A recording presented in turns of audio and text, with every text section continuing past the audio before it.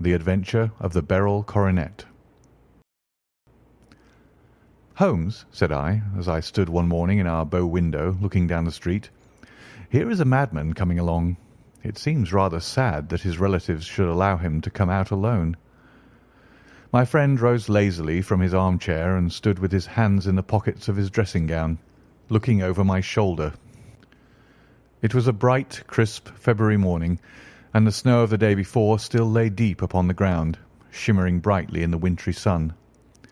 Down the centre of Baker Street it had been ploughed into a brown, crumbly band by the traffic, but at either side and on the heaped-up edges of the footpaths it still lay as white as when it fell. The grey pavement had been cleaned and scraped, but was still dangerously slippery, so that there were fewer passengers than usual.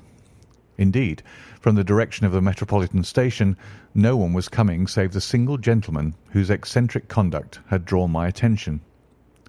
He was a man of about 50, tall, portly, and imposing, with a massive, strongly marked face and a commanding figure.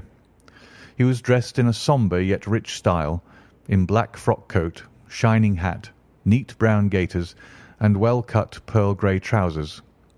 Yet his actions were in absurd contrast to the dignity of his dress and features, for he was running hard, with occasional little springs such as weary man gives who is little accustomed to set any tax upon his legs. As he ran he jerked his hands up and down, waggled his head, and writhed his face into the most extraordinary contortions. "What on earth can be the matter with him?" I asked. "He's looking up at the numbers of the houses." "I believe that he's coming here," said Holmes, rubbing his hands. "Here?" "Yes. I rather think he is coming to consult me professionally. I think that I recognise the symptoms." "Ha! Did I not tell you?" As he spoke, the man, puffing and blowing, rushed at our door and pulled at our bell until the whole house resounded with the clanging. A few moments later he was in our room, still puffing, still gesticulating, but with so fixed a look of grief and despair in his eyes that our smiles were turned in an instant to horror and pity.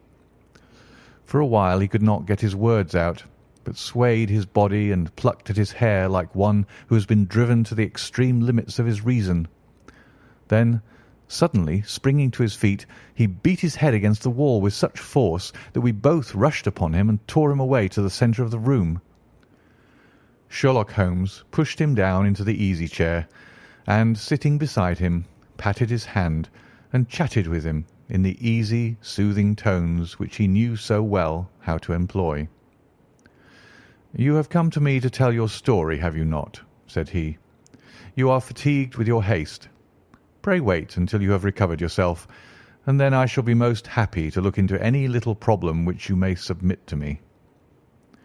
The man sat for a minute or more with a heaving chest, fighting against his emotion. Then he passed his handkerchief over his brow, set his lips tight, and turned his face towards us. "No doubt you think me mad," said he. "I see that you've had some great trouble," responded Holmes. "God knows I have. A trouble which is enough to unseat my reason. So sudden and so terrible is it. Public disgrace I might have faced, although I am a man whose character has never yet borne a stain. Private affliction also is the lot of every man, but the two coming together, and in so frightful a form, have been enough to shake my very soul. Besides, it is not I alone. The very noblest in the land may suffer unless some way be found out of this horrible affair." "Pray compose yourself, sir," said Holmes, "and let me have a clear account of who you are and what it is that has befallen you." "My name," answered our visitor, "is probably familiar to your ears. I am Alexander Holder, of the banking firm of Holder and Stevenson, of Threadneedle Street." The name was indeed well known to us, as belonging to the senior partner in the second largest private banking concern in the City of London. What could have happened, then, to bring one of the foremost citizens of London to this most pitiable pass? We waited, all curiosity, until with another effort he braced himself to tell his story. "I feel that time is of value," said he, That is why I hastened here when the police inspector suggested that I should secure your cooperation. I came to Baker Street by the Underground and hurried from there on foot, for the cabs go slowly through the snow. That is why I was so out of breath, for I'm a man who takes very little exercise. I feel better now, and I will put the facts before you as shortly and yet as clearly as I can.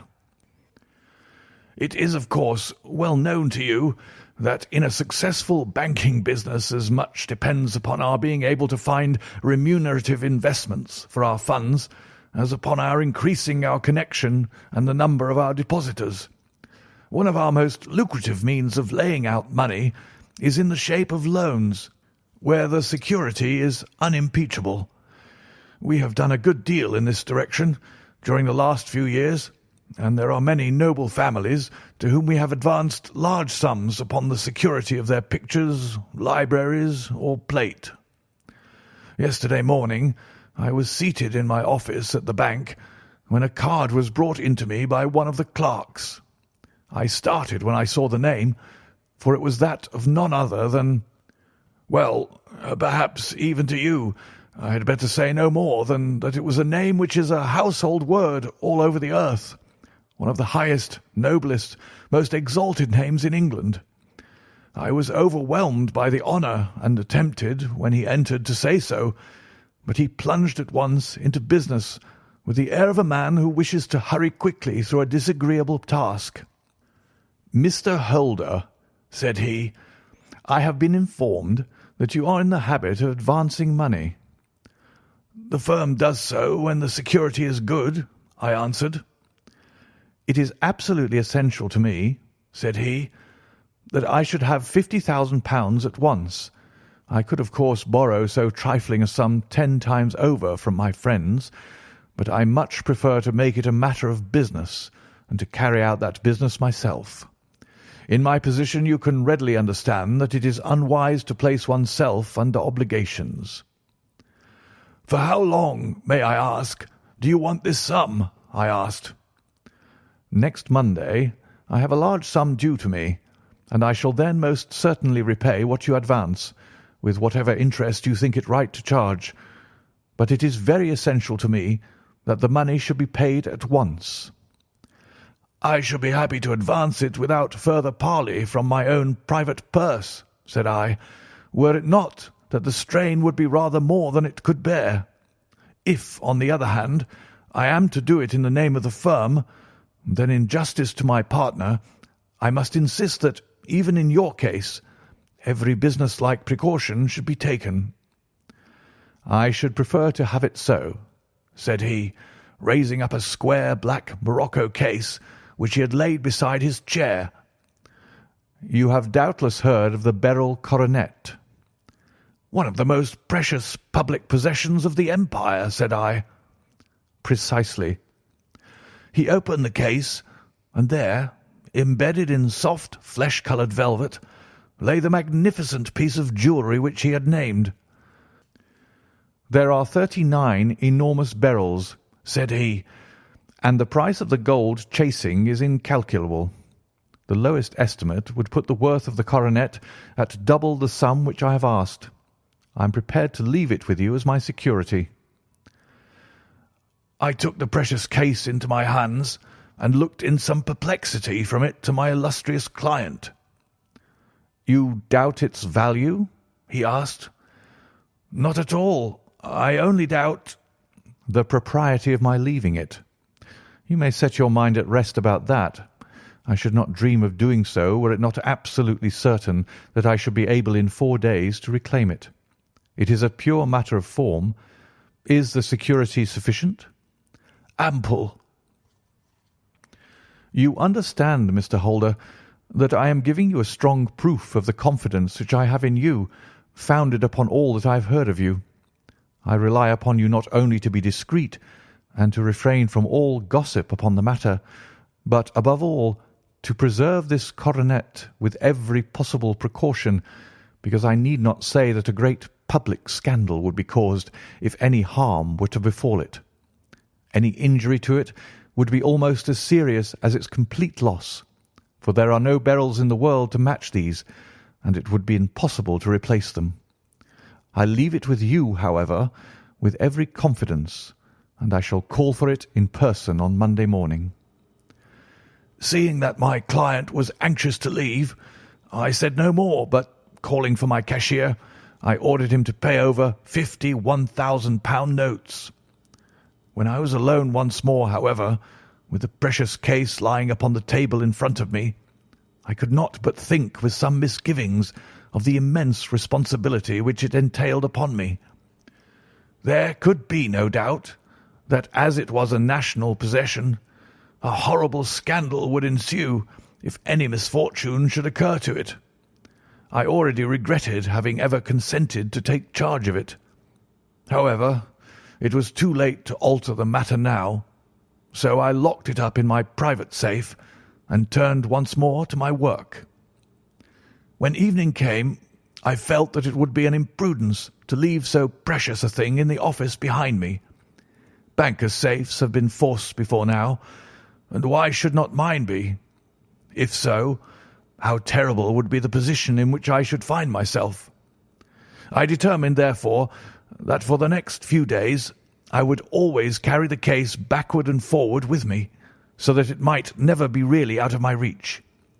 With this intention, I called a cab and drove out to my house at Streatham, carrying the jewel with me.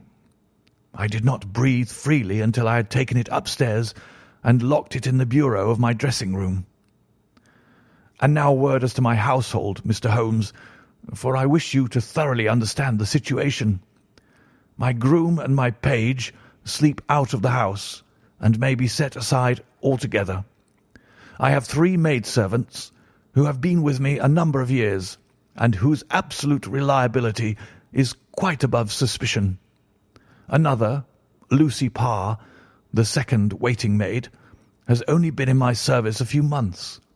She came with an excellent character, however, and has always given me satisfaction. She is a very pretty girl, and has attracted admirers who have occasionally hung about the place. That is the only drawback which we have found to her, but we believe her to be a thoroughly good girl in every way.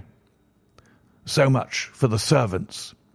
My family itself is so small that it will not take me long to describe it. I am a widower, and have an only son, Arthur.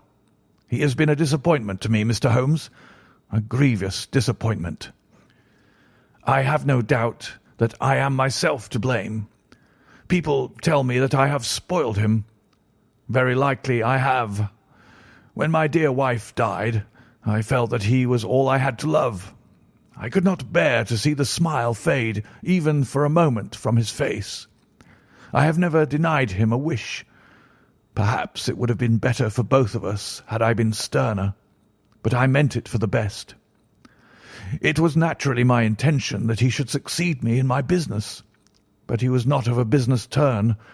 He was wild, wayward, and to speak the truth, I could not trust him in the handling of large sums of money. When he was young, he became a member of an aristocratic club, and there, having charmed manners, he was soon the intimate of a number of men with long purses and expensive habits. He learned to play heavily at cards and to squander money on the turf, until he had again and again to come to me and implore me to give him an advance upon his allowance, that he might settle his debts of honour. He tried more than once to break away from the dangerous company which he was keeping, but each time the influence of his friend, Sir George Burnwell, was enough to draw him back again. And indeed, I could not wonder that such a man as Sir George Burnwell should gain an influence over him, for he has frequently brought him to my house, and I have found myself that I could hardly resist the fascination of his manner. He is older than Arthur, a man of the world to his fingertips, one who had been everywhere, seen everything, a brilliant talker, and a man of great personal beauty. Yet when I think of him in cold blood, far away from the glamour of his presence, I am convinced from his cynical speech and the look which I have caught in his eyes that he is one who should be deeply distrusted. So I think, and so too thinks my little Mary, who has a woman's quick insight into character. And now there is only she to be described. She is my niece, but when my brother died 5 years ago and left her alone in the world, I adopted her and have looked upon her ever since as my daughter. She is a sunbeam in my house, sweet, loving, beautiful, a wonderful manager and housekeeper, yet as tender and quiet and gentle as a woman could be. She is my right hand. I do not know what I could do without her. In only one matter has she ever gone against my wishes. Twice my boy has asked her to marry him, for he loves her devotedly, but each time she has refused him. I think that if anyone could have drawn him into the right path, it would have been she, and that his marriage might have changed his whole life. But now, alas, it is too late, forever too late.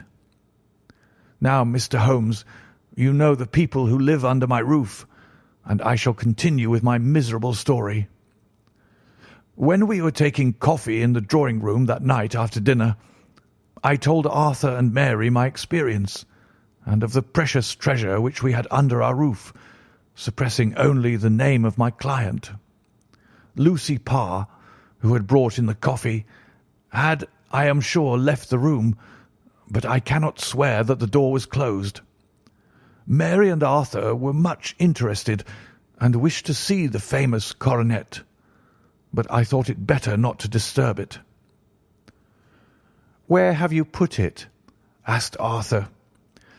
In my own bureau. "Well, I hope to goodness the house won't be burgled during the night," said he. It is locked up, I answered. "Oh, any old key will fit that bureau. When I was a youngster I have opened it myself with the key of the box-room cupboard." He often had a wild way of talking, so that I thought little of what he said. He followed me to my room, however, that night, with a very grave face. "Look here, Dad," said he, with his eyes cast down. "Can you let me have £200? "No, I cannot," I answered sharply. "I have been far too generous with you in money matters." "You have been very kind," said he, "but I must have this money, or else I can never show my face inside the club again." "And a very good thing, too," I cried. "Yes, but you would not have me leave it a dishonoured man," said he. "I could not bear the disgrace. I must raise the money in some way, and if you will not let me have it, then I must try other means." I was very angry, for this was the third demand during the month. "You shall not have a farthing from me," I cried, on which he bowed and left the room without another word. When he was gone, I unlocked my bureau, made sure that my treasure was safe, and locked it again. Then I started to go round the house to see that all was secure, a duty which I usually leave to Mary, but which I thought it well to perform myself that night. As I came down the stairs, I saw Mary herself at the side window of the hall, which she closed and fastened as I approached. "Tell me, Dad," said she, looking, I thought, a little disturbed. "Did you give Lucy, the maid, leave to go out tonight?" "Certainly not." "She came in just now by the back door. I have no doubt that she has only been to the side gate to see someone, but I think that it is hardly safe and should be stopped." "You must speak to her in the morning, or I will if you prefer it. Are you sure that everything is fastened?" "Quite sure, Dad." "Then good night." I kissed her and went up to my bedroom again, where I was soon asleep. I am endeavouring to tell you everything, Mr. Holmes, which may have any bearing upon the case, but I beg that you will question me upon any point which I do not make clear. "On the contrary, your statement is singularly lucid." I come to a part of my story now in which I should wish to be particularly so. I am not a very heavy sleeper, and the anxiety in my mind tended, no doubt, to make me even less so than usual. About 2 in the morning, then, I was awakened by some sound in the house.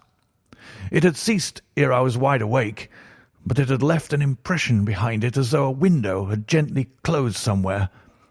I lay listening with all my ears. Suddenly, to my horror, there was a distinct sound of footsteps moving softly in the next room.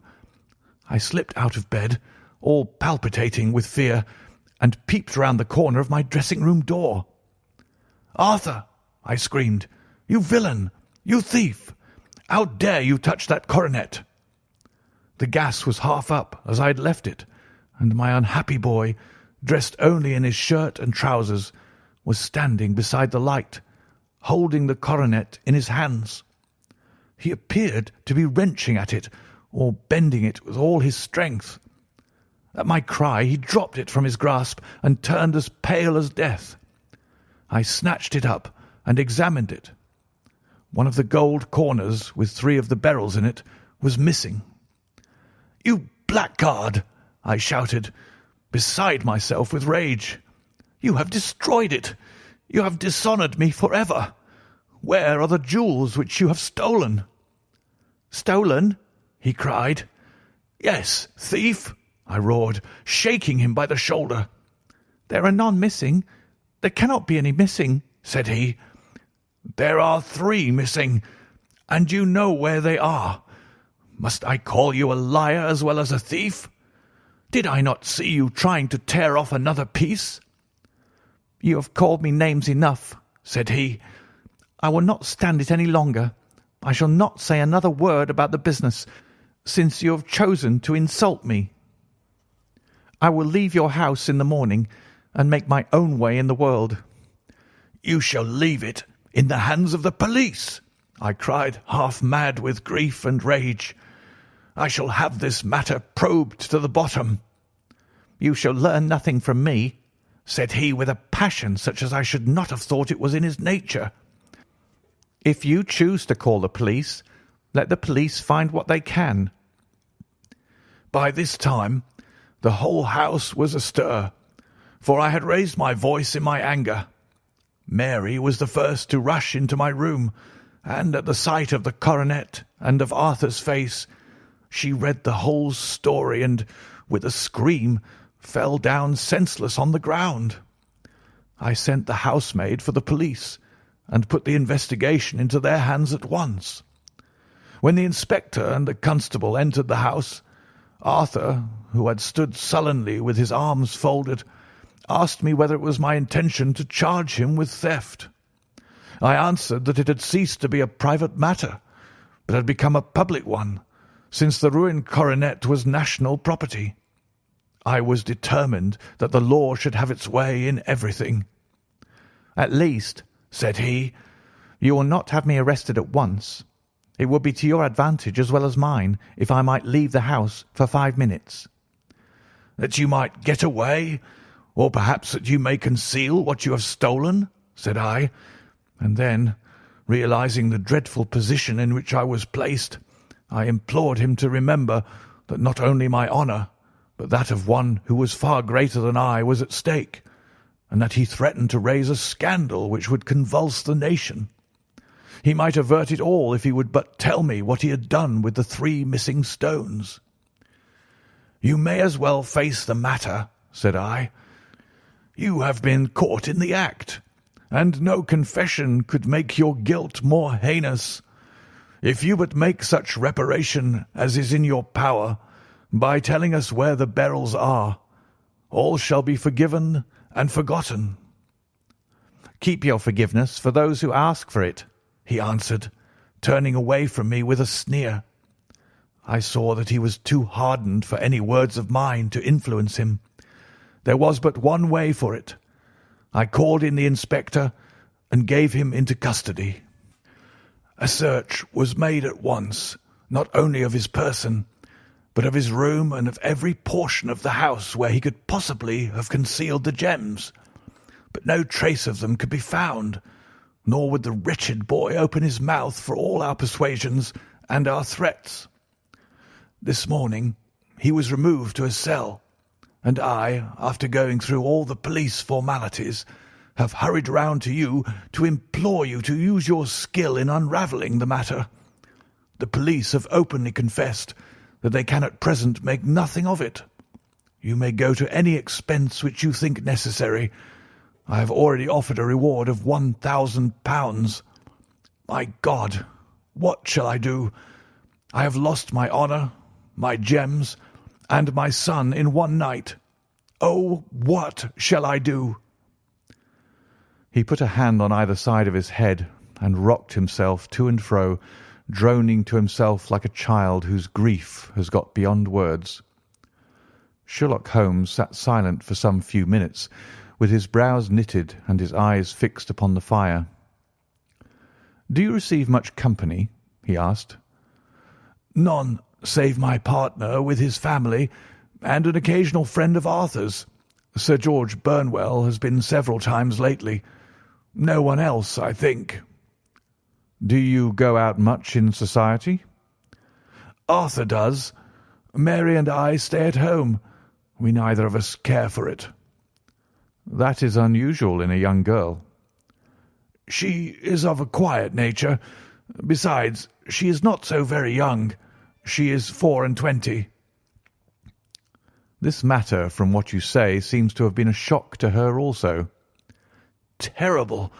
She is even more affected than I."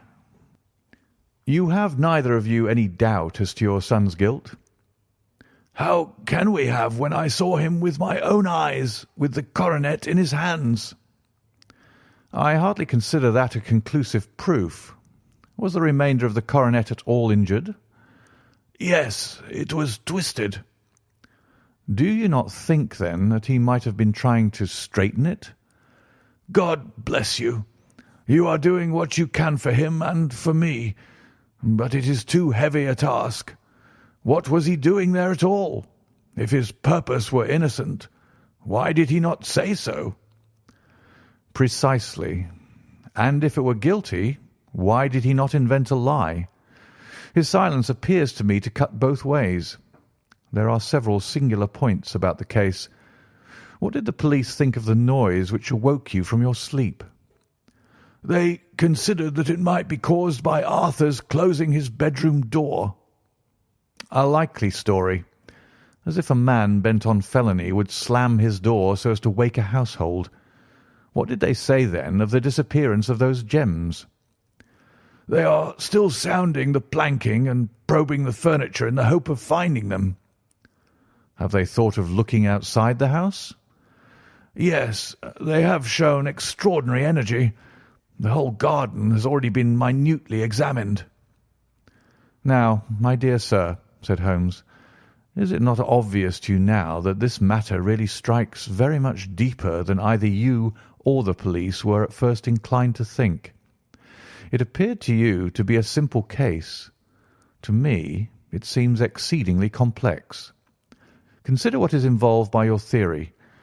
You suppose that your son came down from his bed, went at great risk to your dressing-room, opened your bureau, took out your coronet, broke off by main force a small portion of it, went off to some other place, concealed 3 gems out of the 39, with such skill that nobody can find them, and then returned with the other 36 into the room in which he exposed himself to the greatest danger of being discovered. I ask you now, is such a theory tenable?" "But what other is there?" cried the banker with a gesture of despair. "If his motives were innocent, why does he not explain them?" "It is our task to find that out," replied Holmes. "So now, if you please, Mr. Holder, we will set off for Streatham together, and devote an hour to glancing a little more closely into details." My friend insisted upon my accompanying them in their expedition, which I was eager enough to do, for my curiosity and sympathy were deeply stirred by the story to which we had listened. I confess that the guilt of the banker's son appeared to me to be as obvious as it did to his unhappy father, but still I had such faith in Holmes's judgment that I felt that there must be some grounds for hope as long as he was dissatisfied with the accepted explanation. He hardly spoke a word the whole way out to the southern suburb, but sat with his chin upon his breast and his hat drawn over his eyes, sunk in the deepest thought. Our client appeared to have taken fresh heart at the little glimpse of hope which had been presented to him, and he even broke into a desultory chat with me over his business affairs. A short railway journey and a shorter walk brought us to Fairbank, the modest residence of the great financier. Fairbank was a good-sized square house of white stone, standing back a little from the road. A double carriage sweep with a snow-clad lawn stretched down in front to two large iron gates which closed the entrance. On the right side was a small wooden thicket which led into a narrow path between two neat hedges stretching from the road to the kitchen door and forming the tradesman's entrance. On the left ran a lane which led to the stables and was not itself within the grounds at all, being a public, though little used, thoroughfare. Holmes left us standing at the door and walked slowly all round the house, across the front, down the tradesman's path, and so round by the garden behind into the stable lane. So long was he that Mr. Holder and I went into the dining-room and waited by the fire until he should return.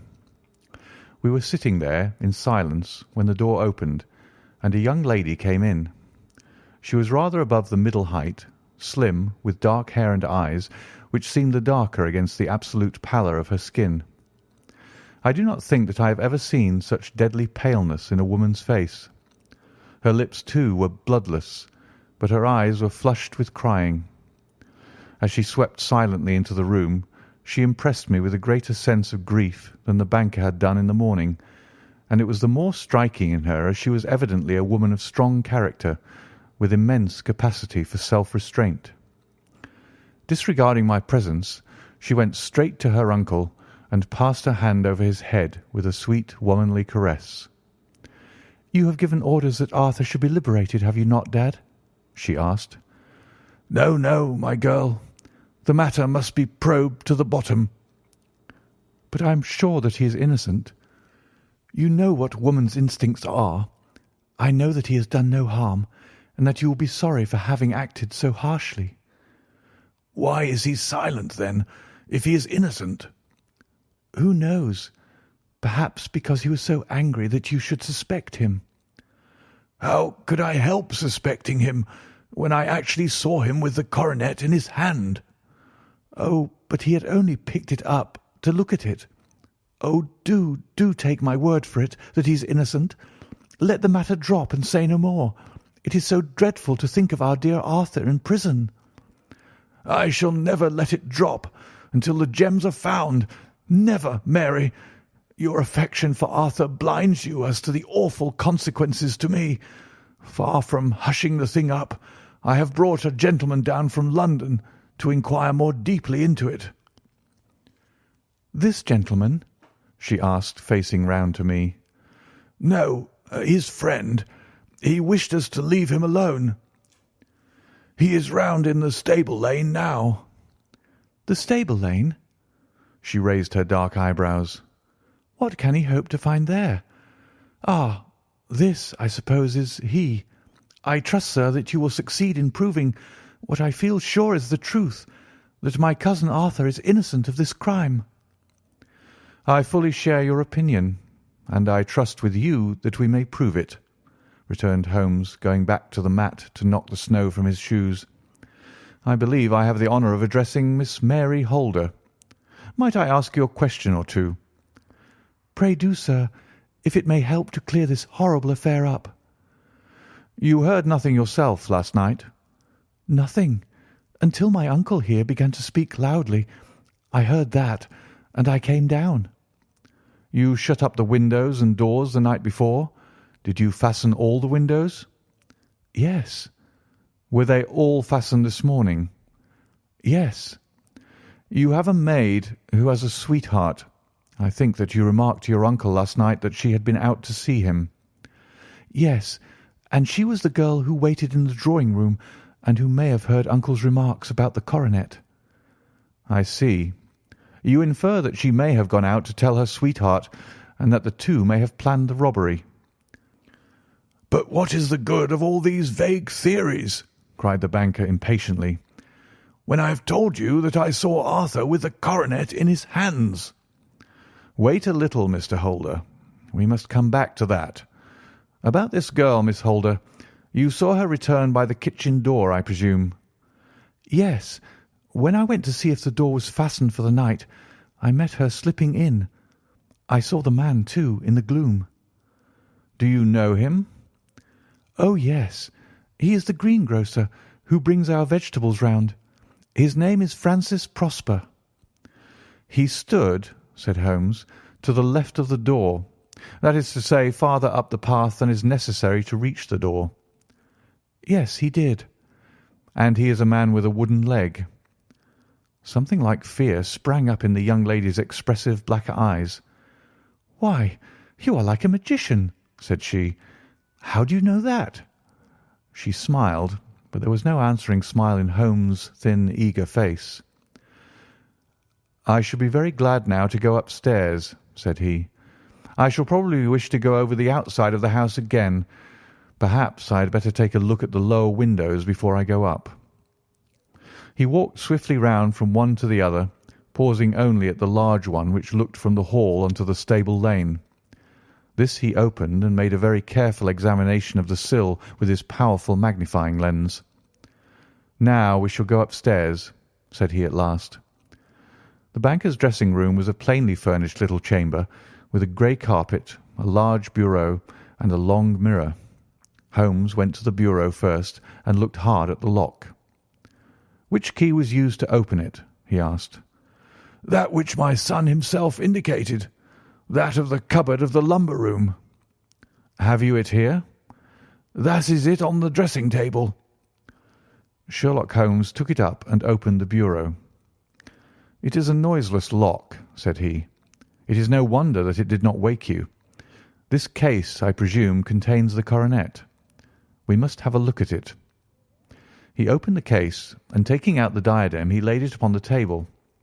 It was a magnificent specimen of the jeweller's art, and the 36 stones were the finest that I have ever seen.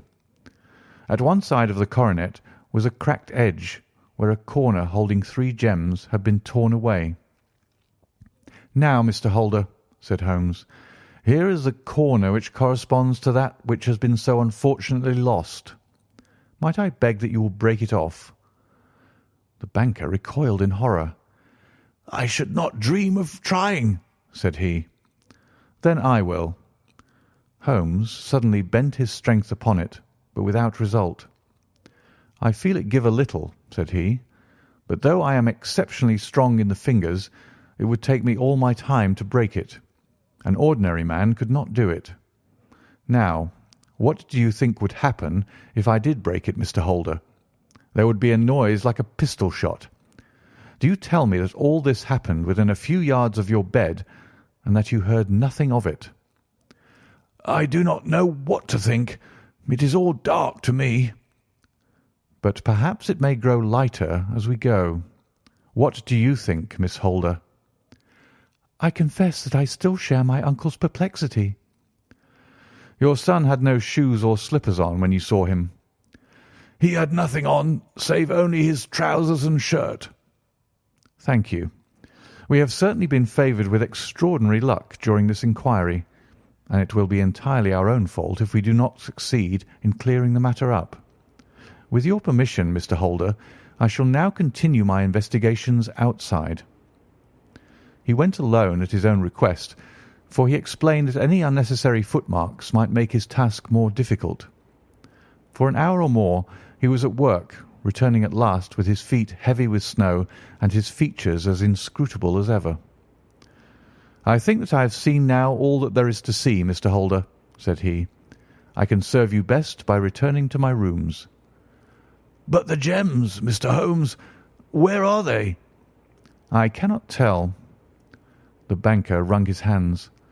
"I shall never see them again," he cried. "And my son, you give me hopes." "My opinion is in no way altered." "Then, for God's sake, what was this dark business which was acted in my house last night?" "If you can call upon me at my Baker Street rooms tomorrow morning between 9 and 10, I shall be happy to do what I can to make it clearer." I understand that you give me carte blanche to act for you, provided only that I get back the gems, and that you place no limit on the sum I may draw." "I would give my fortune to have them back." "Very good. I shall look into the matter between this and then. Good-bye. It is just possible that I may have to come over here again before evening." It was obvious to me that my companion's mind was now made up about the case, although what his conclusions were was more than I could even dimly imagine. Several times during our homeward journey I endeavoured to sound him upon the point, but he always glided away to some other topic, until at last I gave it over in despair. It was not yet 3 when we found ourselves in our rooms once more. He hurried to his chamber, and was down again in a few minutes, dressed as a common loafer. With his collar turned up, his shiny, seedy coat, his red cravat, and his worn boots, he was a perfect sample of the class. "I think that this should do," said he, glancing into the glass above the fireplace. "I only wish you could come with me, Watson, but I fear that it won't do. I may be on the trail in this matter, or I may be following a will-o'-the-wisp, but I shall soon know which it is. I hope that I may be back in a few hours." He cut a slice of beef from the joint upon the sideboard, sandwiched it between 2 rounds of bread, and thrusting his rude meal into his pocket, he started off upon his expedition. I had just finished my tea when he returned, evidently in excellent spirits, swinging an old elastic-sided boot in his hand. He chucked it down into a corner and helped himself to a cup of tea. "I only looked in as I passed," said he. "I am going right on." "Where to?" "Oh, to the other side of the West End. It may be some time before I get back. Don't wait up for me in case I should be late." "How are you getting on?" "Oh, so. Nothing to complain of. I've been out to Streatham since I saw you last, but I did not call at the house. It is a very sweet little problem, and I would not have missed it for a good deal. However, I must not sit gossiping here, but must get these disreputable clothes off and return to my highly respectable self." I could see by his manner that he had strong reasons for satisfaction than his words alone would imply. His eyes twinkled, and there was even a touch of colour upon his sallow cheeks. He hastened upstairs, and a few minutes later I heard the slam of the hall door, which told me that he was off once more upon his congenial hunt. I waited until midnight, but there was no sign of his return, so I retired to my room. It was no uncommon thing for him to be away for days and nights on end when he was hot upon a scent, so that his lateness caused me no surprise. I do not know at what hour he came in, but when I came down to breakfast in the morning, there he was with a cup of coffee in one hand and the paper in the other, as fresh and trim as possible. "You will excuse my beginning without you, Watson," said he, "but you remember that our client has rather an early appointment this morning." "Why, it is after 9 now," I answered. "I should not be surprised if that were he. I thought I heard a ring." It was indeed our friend the financier. I was shocked by the change which had come over him, for his face, which was naturally of a broad and massive mould, was now pinched and fallen in, while his hair seemed to me at least a shade whiter. He entered with a weariness and lethargy which was even more painful than his violence of the morning before, and he dropped heavily into the armchair which I pushed forward for him. "I do not know what I have done to be so severely tried," said he. "Only 2 days ago I was a happy and prosperous man, without a care in the world. Now I am left to a lonely and dishonoured age. One sorrow comes close upon the heels of another. My niece Mary has deserted me." "Deserted you?" "Yes. Her bed this morning had not been slept in. Her room was empty, and a note for me lay upon the hall table. I had said to her last night, in sorrow and not in anger, that if she had married my boy, all might have been well with him. Perhaps it was thoughtless of me to say so. It is to that remark that she refers in this note. My dearest uncle, I feel that I have brought trouble upon you, and that if I had acted differently this terrible misfortune might never have occurred. I cannot, with this thought in my mind, ever again be happy under your roof, and I feel that I must leave you forever. Do not worry about my future, for that is provided for, and above all, do not search for me, for it will be fruitless labour and an ill service to me. In life or in death, I am ever your loving Mary. What could she mean by that note, Mr. Holmes? Do you think it points to suicide? No, no, nothing of the kind. It is perhaps the best possible solution. I trust, Mr. Holder, that you are nearing the end of your troubles. Ha! You say so. You have heard something, Mr. Holmes? You have learned something? Where are the gems? You would not think £1,000 apiece an excessive sum for them? I would pay 10. That would be unnecessary. The 1,000 will cover the matter, and there is a little reward, I fancy. Have you your cheque-book? Here is a pen.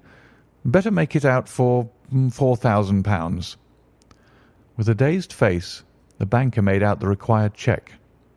Holmes walked over to his desk, took out a little triangular piece of gold with 3 gems in it, and threw it down upon the table.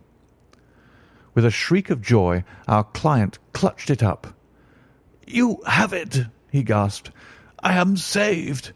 I am saved." The reaction of joy was as passionate as his grief had been, and he hugged his recovered gems to his bosom. "There is one other thing you owe, Mr. Holder," said Sherlock Holmes rather sternly. "Oh?" He caught up a pen. "Name the sum, and I will pay it." "No, the debt is not to me. You owe a very humble apology to that noble lad, your son, who has carried himself in this matter as I should be proud to see my own son do, should I ever chance to have one." "Then it was not Arthur who took them?" "I told you yesterday, and I repeat today, that it was not." "You are sure of it? Then let us hurry to him at once, to let him know that the truth is known." "He knows it already. When I had cleared it all up, I had an interview with him, and finding that he would not tell me the story, I told it to him, on which he had to confess that I was right, and to add the very few details which were not yet quite clear to me. Your news of this morning, however, may open his lips." "For heaven's sake, tell me then, what is this extraordinary mystery?"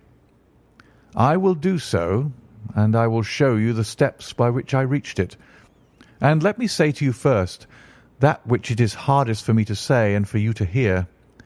There has been an understanding between Sir George Burnwell and your niece Mary. They have now fled together." "My Mary? Impossible!" "It is unfortunately more than possible. It is certain.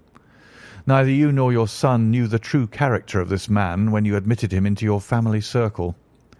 He is one of the most dangerous men in England, a ruined gambler, an absolutely desperate villain, a man without heart or conscience. Your niece knew nothing of such men. When he breathed his vows to her, as he had done to 100 before her, she flattered herself that she alone had touched his heart. The devil knows best what he said, but at least she became his tool, and was in the habit of seeing him nearly every evening." "I cannot, and I will not believe it," cried the banker with an ashen face. "I will tell you then what occurred in your house last night. Your niece, when you had, as she thought, gone to your room, slipped down and talked to her lover through the window which leads into the stable lane. His footmarks had pressed right through the snow, so long had he stood there. She told him of the coronet. His wicked lust for gold kindled at the news, and he bent her to his will. I have no doubt that she loved you, but there are women in whom the love of a lover extinguishes all other loves, and I think that she must have been one. She had hardly listened to his instructions when she saw you coming downstairs, on which she closed the window rapidly and told you about one of the servants' escapade with her wooden-legged lover, which was all perfectly true. Your boy Arthur went to bed after his interview with you, but he slept badly on account of his uneasiness about his club debts. In the middle of the night he heard a soft tread pass his door, so he rose and, looking out, was surprised to see his cousin walking very stealthily along the passage until she disappeared into your dressing-room. Petrified with astonishment, the lad slipped on some clothes and waited there in the dark to see what would come of this strange affair. Presently she emerged from the room again, and in the light of the passage lamp your son saw that she carried the precious coronet in her hands. She passed down the stairs, and he, thrilling with horror, ran along and slipped behind the curtain near your door, whence he could see what passed in the hall beneath. He saw her stealthily open the window, hand out the coronet to someone in the gloom, and then, closing it once more, hurry back to her room, passing quite close to where he stood hid behind the curtain. As long as she was on the scene, he could not take any action without a horrible exposure of the woman whom he loved. But the instant that she was gone, he realized how crushing a misfortune this would be for you, and how all-important it was to set it right. He rushed down, just as he was, in his bare feet, opened the window, sprang out into the snow, and ran down the lane, where he could see a dark figure in the moonlight.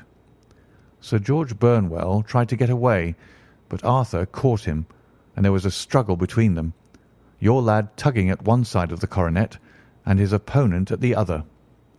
In the scuffle, your son struck Sir George and cut him over the eye. Then something suddenly snapped, and your son, finding that he had the coronet in his hands, rushed back, closed the window, ascended to your room, and had just observed that the coronet had been twisted in the struggle, and was endeavouring to straighten it, when you appeared upon the scene. "Is it possible?" gasped the banker. You then roused his anger by calling him names at a moment when he felt that he had deserved your warmest thanks. He could not explain the true state of affairs without betraying one who certainly deserved little enough consideration at his hands. He took the more chivalrous view, however, and preserved her secret. "And that was why she shrieked and fainted when she saw the coronet," cried Mr. Holder. "Oh, my God, what a blind fool I have been! And his asking to be allowed to go out for 5 minutes. The dear fellow wanted to see if the missing piece were at the scene of the struggle. How cruelly I have misjudged him!" "When I arrived at the house," continued Holmes, "I at once went very carefully round it to observe if there were any traces in the snow which might help me.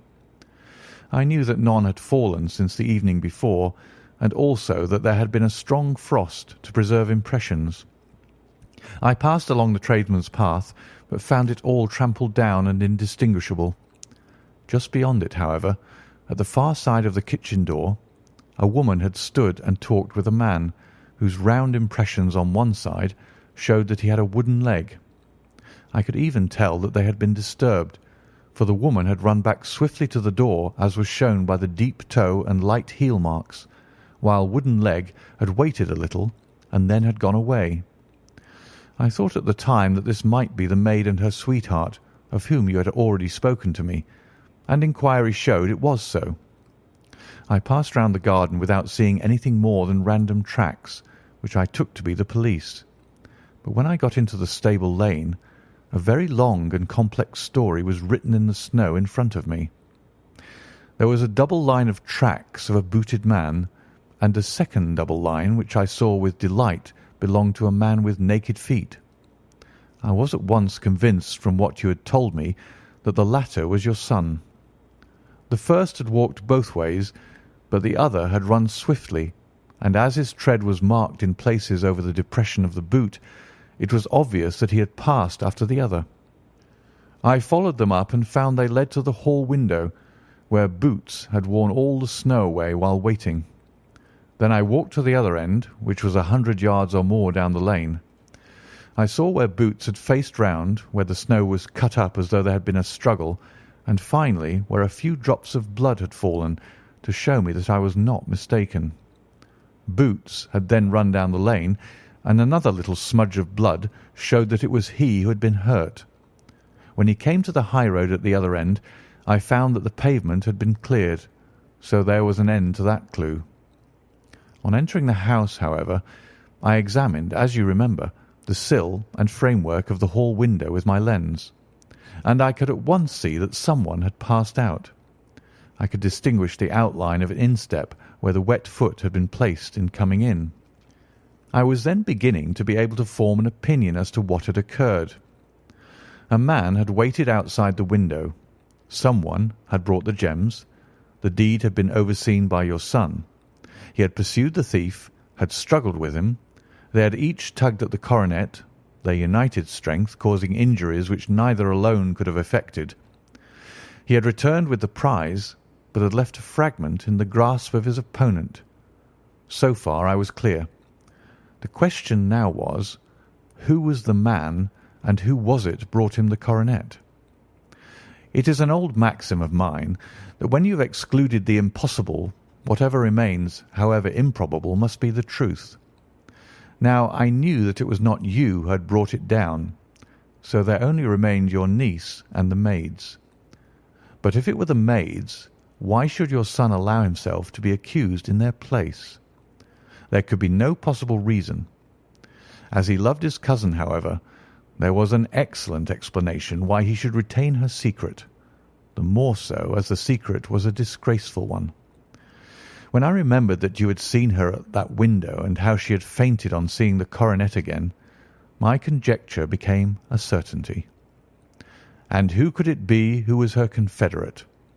A lover, evidently, for who else could outweigh the love and gratitude which she must feel to you?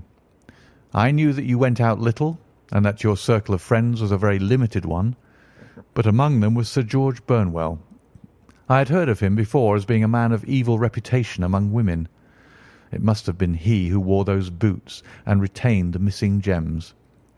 Even though he knew that Arthur had discovered him, he might still flatter himself that he was safe, for the lad could not say a word without compromising his own family. Well, your own good sense will suggest what measures I took next. I went in the shape of a loafer to Sir George's house, managed to pick up an acquaintance with his valet, learned that his master had cut his head the night before, and finally, at the expense of 6 shillings, made all sure by buying a pair of his cast-off shoes. With these I journeyed down to Streatham and saw that they exactly fitted the tracks. "I saw an ill-dressed vagabond in the lane yesterday evening," said Mr. Holder.